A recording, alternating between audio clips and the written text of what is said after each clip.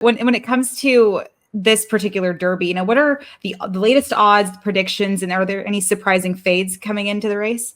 So here's the thing with the Derby is that, it's the greatest racing event, one of the greatest sporting events in the world, without a doubt.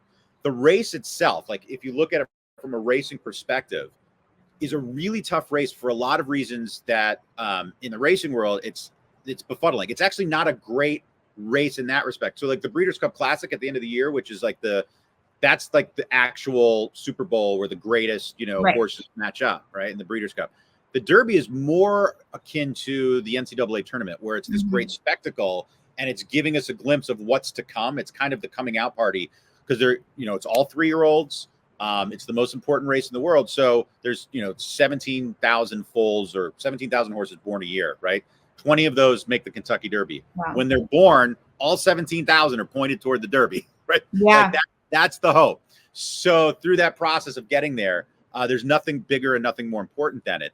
But we are still looking at slightly unfinished products, right? These are horses that they have to be at their best on the first Saturday in May, but the best they'll ever be for a number of them is actually in front of them, right? It's what's to come.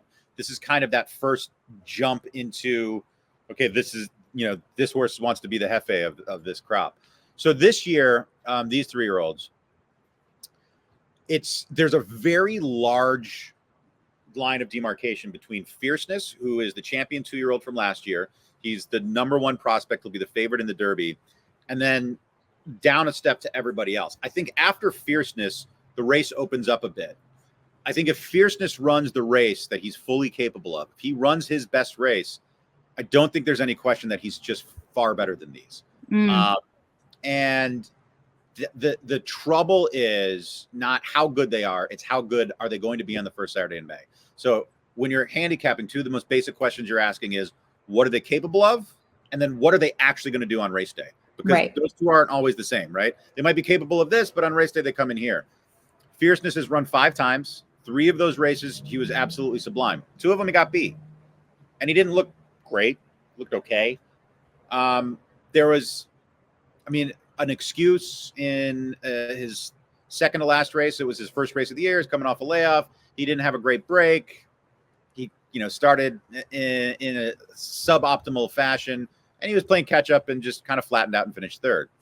Florida Derby, his next start, he got to the lead and he ran a hole through the wind. He was just gone. He runs that race. See you later. And I don't think there's a ton of speed to go with him. Now, when you have a horse who wants to be on the lead throughout the entire race, they want to get the lead early.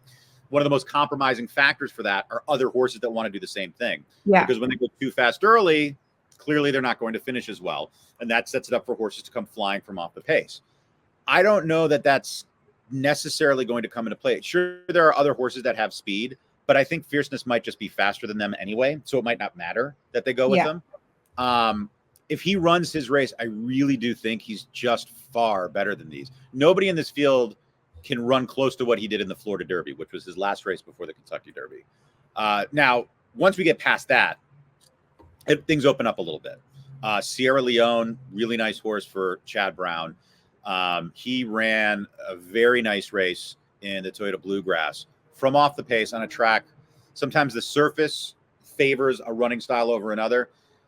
I don't know if that surface was as speed favoring that day as perhaps it was made to sound, but it certainly wasn't favoring a horse of his style, which is from way off the pace. And he came way out of it, closed late, ran a fantastic effort that day. He's clearly the second best. I think come Derby Day, the odds on Fierceness will be about 5-2 or 2.5-1, plus 250, maybe 3-1. And I think Sierra Leone will probably be 5-1, maybe 6-1. And if those are the odds, I'm tempted to just make Fierceness my top pick and bet him in that event and try not to overthink it. Right. But Sierra Leone he's a very, very nice horse. He's in a lot of other years, with a year without a Fierceness, he'd be a formidable favorite. But you also have to deal with in the Kentucky Derby, it's a very large field. 20 horses run in the Derby. Yeah. Most races don't have 20 horses. Usually in a horse race, they'll cap it at 14. But the Derby being the Derby, you got to make it 20 to make it so everybody who has a close to a chance can get in. And it's also, it creates, the dynamic of a race that you just don't see anywhere else. Kind of adds to the mystique. It adds to the celebration of the sport. But a 20 horse field, traffic is an issue, just like, heading over the Bay Bridge, right? You're not going to get in front of somebody. So a horse that has speed like Fierceness is in a better position because they don't have to pass anyone. A horse like Sierra Leone, he's a bigger dude too, right? And he has to deal with, maybe he's more successful when there's more clear.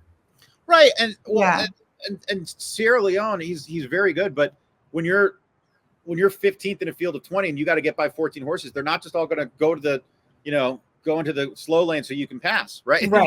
They're trying to run their race and get there too. So there's a lot of traffic to weave in and out. So horses like that, dead closers like that, are very rare. That's why Rich Strike, who won the Derby at astronomical odds a couple of years ago, and if you go back and you watch his Derby and the ride that Sonny Leone put on him, it was brilliant. It was a Hall of Fame ride, and he had to make several moves, right? He had to make 4 or 5 decisions going in, going out, going through this horse, and they all worked, which is almost as much of a miracle as the horse winning in the first place at such large odds, drawing in off the also eligible. Every single one of those moves worked. That doesn't happen very often. Usually, if you have to make multiple decisions on a lane in a 20 horse field, chances are one of those isn't going to work out. So when you have a horse with that running style, it can be really, really tough. But like Sierra Leone's very good. Track Phantom is very good. I think a horse like Just Steel is going under the radar because he's raced a lot. But his trainer, D. Wayne Lucas, has won multiple derbies. He's 87 now, I believe, but he's still, one of the greatest horsemen of all time. I think a horse, I'm forgetting the name. I should really have my form in front of me right now. The horse that was second to Sierra Leone in the Bluegrass for Just a Touch for Brad Cox. He's another one. And a horse like Just a Touch, he's very interesting because he's so lightly raced. He's done something new. He's only made 3 starts. His first start was at 3/4 of a mile. He won. His second start was at a mile, but it was only a 1-turn mile because it was on a larger racetrack at Aqueduct. Ran very well, won. Then he goes into the Toyota Bluegrass, his first time going around 2 turns, okay? And he faced off against Sierra Leone. He was second to Sierra Leone. Sierra Leone's the second best horse in the Derby, right? According to, all the available information, you would think he's the second best horse. And Sierra Leone got the best of him that day, but that was a horse doing something for the first time. So you feel like Just a Touch, he's got a lot of improvement in front of him, right? Like he's one of those horses that we really don't know where the ceiling is. Now, he would have to improve a lot to get to the likes of Fierceness on his best day. I don't know if anybody's capable of doing that, but is he good enough to make up a length and a half on Sierra Leone the next time they go a couple lengths and they go a mile and a quarter? Sure. I mean, they're definitely within the world of possibility. So and that's what makes the Derby great. None of these horses have gone a mile and a quarter before. It's all their first time going that far. The distance is an issue. A lot of these horses have faced each other individually, but they've never all come together like this. They're coming from all different parts of the country. And they're all 3-year-olds, so they're like college athletes. But horses get better from start to start, right? Where their development is much quicker than a human athlete. So, they're jumping from freshman year to sophomore year to senior year, right? In a matter of like 3 or 4 races. And you really don't know who jumps up and like, hey, this is my day. So it is interesting in that respect where I think we know how good Fierceness is. He doesn't need to get better. They need to get better to beat him. I think we know how good Sierra Leone is. He would need to get better. And I'm sure there's some improvement there, but he's had a real steady rise and he's been at a pretty high level for several starts now. I think we kind of know about how well he's going to run, but then these unknown commodities, Just a Touch, we really don't know. You can just rip the ceiling off his potential at this point. He could never get any better than he is right now. He could improve 5 lengths in the Derby. We just don't know. And that unknown is what really plays into the wagering aspect of it when you're trying to figure these things out.